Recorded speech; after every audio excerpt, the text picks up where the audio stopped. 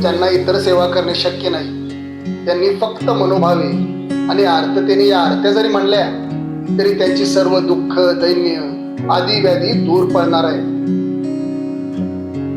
अहो अशी हजारो लाखो उदाहरणे देता येतील. ईश्वर सेवा कोणी सांगितले हो ईश्वर सेवा करायला?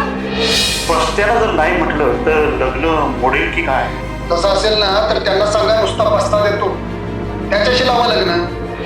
दादा स्वामी माझी परीक्षा घेत आहेत का? कशासाठी?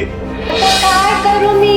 आमच्या घरात काय घडलंय आणि लोक आनंद साजरा करताय. ओ उठा ना, उठा ना, उठा ना, उठा ना. बुधवार रात्र म्हणजे लग्नात दारुडे नाचून धिंगाणा घालतील. चालेल का? चला ही तिरडी बांधून झाली. अप्पा आता काकांच्या वाराड्यांची तिरडी बांधायची.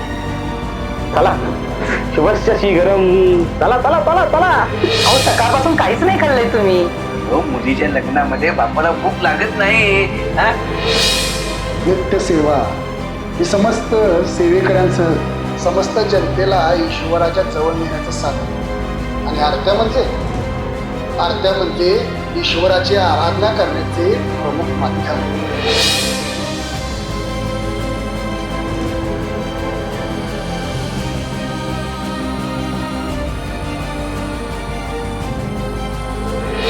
पितृदोष होईल सगळं ठीक. सांगितलेली सेवा करा.